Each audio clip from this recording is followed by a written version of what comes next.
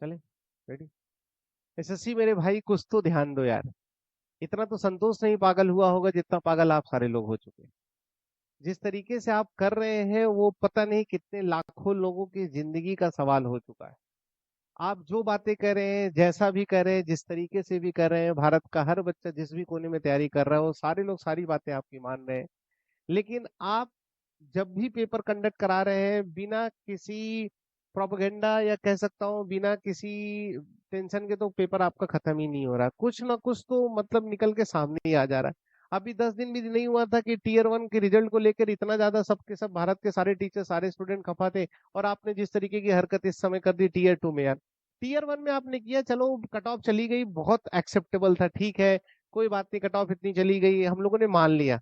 फिर आपने रिवाइज भी रिजल्ट किया, वो भी मान लिया, सब आपने जो किया सब कुछ हम लोग मानते आ रहे हैं। आप जो जो कहते हैं वो हम सारे लोग मानते हैं। हम क्या, सारे लोग मानते हैं, ऐसा कोई इंसान नहीं जो मानता नहीं होगा। टीयर 1 टीयर 2 का पहले मार्क्स ऐड हुआ करता था, पहले टीयर 1 के टीयर 2 के मार्क्स ऐड होके आया करते थे, तब बच्चे इंस्पेक्टर बनता था या कोई भी सरकारी पोस्ट पाता था।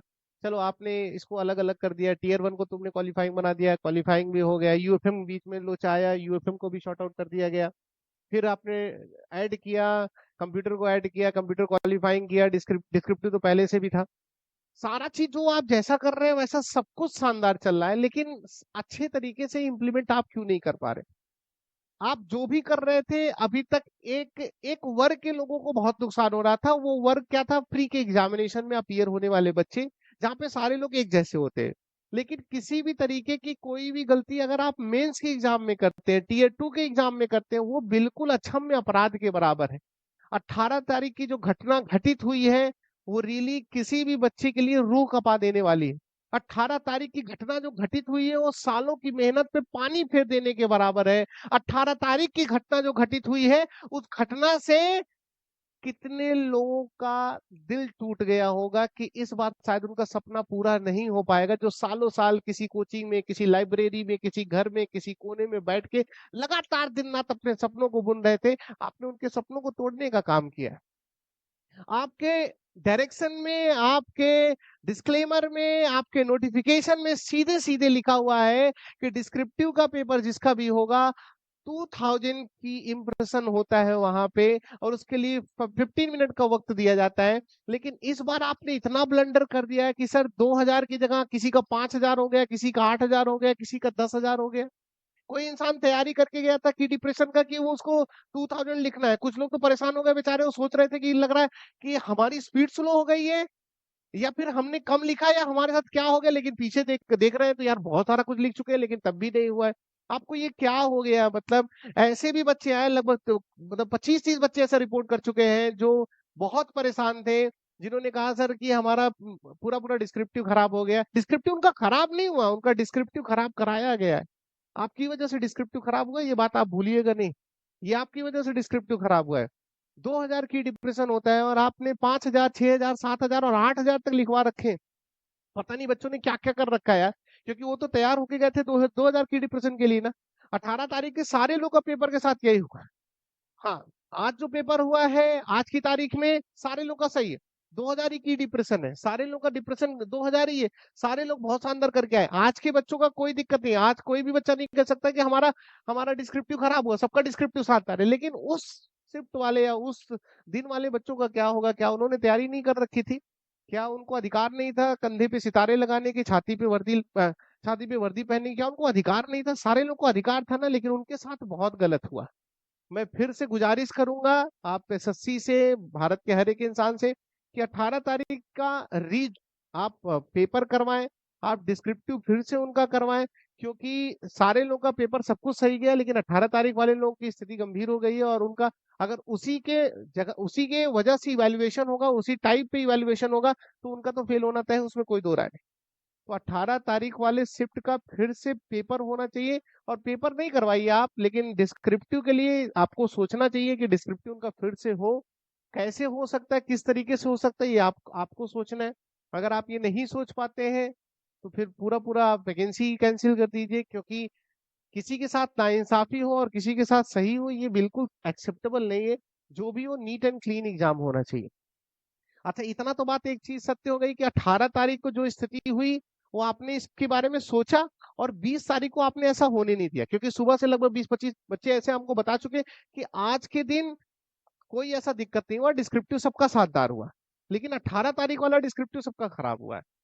तो आज आपने अपनी गलती सुधारी है, लेकिन कृपया करके आप 18 तारीख वाली भी गलती सुधार लेंगे तो कई लोगों के घर में शायद इस बार खुशियों के दीपक जल जाएंगे, कई लोगों के कंधे पे शायद सितारे लग जाएंगे, और कई लोगों की छाती पे शायद वर्दी आ जाएगी। तो आप प्लीज इसको सुधारिए, प्लीज से प्लीज सुधारिए। और ये बात आप प्यारे बच्चों, में सारे लोगों से रिक्वेस्ट करूंगा, ये बात लोगों तक लेकर जाइए। जो भी टीचर इस मुद्दे को उठाता है, इस मुद्दे को आप आगे बढ़ाइए ताकि एसएससी तक ये बात पहुंचे और कुछ लोगों के साथ जो गड़बड़ हुआ है वो ना होने पाए, और इसको इम्प्रूव करके उनके साथ भी अच्छा हो पाए। बाकी आप सारे लोग, जितने लोग का पेपर खराब हुआ है, मैं वीडियो के माध्यम से आप सारे लोगों को आश्वस्त कर दूं कि एसएससी कुछ ना कुछ सुधार जरूर करेगी और 100% एसएससी सुधार करेगी। आपको चिंता करने की जरूरत नहीं है। 20 तारीख को सही से पेपर कराने का परिणाम ही यही है कि 18 तारीख की गलती का आभास उनको हो चुका है, और वो जल्द ही 18 तारीख के बारे में मुझे लगता है कुछ ना कुछ एक नोटिफिकेशन जरूर रिलीज करेंगे कि उनके लिए क्या हो सकता है। और एक और चीज, मैं एसएससी क्या, मैं भारत के जितने भी ऑनलाइन एग्जाम्स होते हैं ना, उनके सेंटर अलॉट करने से पहले आप कृपया जरूर सोचें सर। आप इंडिया के किसी भी जगह पे कहीं पे भी जाके सेंटर अलॉट करवा देते हैं। मैं आपसे प्लीज रिक्वेस्ट करूंगा, सेंटर अलॉट करने से पहले एक बार जरूर उस कॉलेज का स्टेटस चेक करें। ऐसे इलाहाबाद प्रयागराज की मैं बात करूं तो ऐसे कई सेंटर हैं जो बिल्कुल भी ऑप्टिमम लेवल पे नहीं है, बिल्कुल भी अप टू द मार्क नहीं है, लेकिन वहां पे लगातार पेपर हो रहा है, चाहे बैंक का हो चाहे एसएससी का हो। आप 2-3 सेंटर ऐसे हैं, मैं अब सोशल पे हूं, मैं बोल नहीं सकता उनका नाम, लेकिन वो लगातार उनका सेंटर गड़बड़ है और लगातार वहां पे पेपर का खराब होने का कारण ही सेंटर और वहां की मैनेजमेंट को लेकर आता है।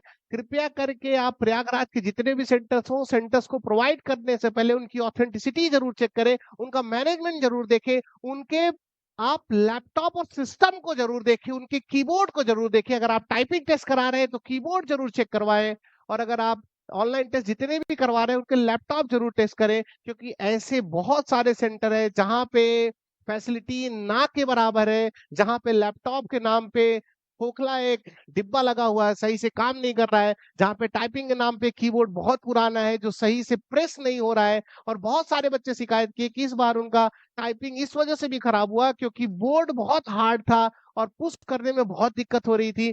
प्लीज सर, हजारों लाखों करोड़ों बच्चों का सवाल होता है, कृपया किसी भी एग्जाम को कंडक्ट कराने से पहले ऑनलाइन सेंटर विजिट जरूर करें, सेंटर को एनालिसिस जरूर करें, फिर उसके बाद सेंटर आप अलॉट करें। और जो सेंटर के खिलाफ गलतियां पाई जा रही है, आप उसको प्लीज रिक्वेस्ट कर रहा हूं ब्लैक लिस्ट करवाइए, क्योंकि सालों की मेहनत 60 मिनट के पेपर में किसी ऑर्गेनाइजेशन के गड़बड़ी की वजह से, किसी ऑर्गेनाइजेशन की फैसिलिटी की वजह से, किसी ऑर्गेनाइजेशन के इक्विपमेंट की वजह से उसका पूरा साल बर्बाद हो जाता है। ये बात हम आपको कैसे एहसास दिलाएं? ये बात एक टीचर एक स्टूडेंट से बेहतर कोई नहीं समझ सकता, उनके परिवार वालों से बेहतर कोई नहीं समझ सकता है कि 60 मिनट का कर्ज क्या होता है। कृपया उनको सारी व्यवस्थाएं दी जाए ताकि जब पेपर सेंटर पे जाए तो उनका पेपर प्रॉपर तरीके से हो पाए। इस बार एसएससी ने ही नहीं गड़बड़ किया है, इस बार बहुत की डिप्रेशन को लेके कई जगह से लूप होल्स आ रहे हैं जहां पे कीबोर्ड की भी दिक्कतें हैं। प्लीज सारे एसएससी हो या बैंक हो, कोई भी ऑर्गेनाइजेशन हो, सेंटर को एक बार आप रीलोकेट करें, रीचेक करें, उसके बाद आप अलॉट करें पेपर। जय हिंद, जय भारत।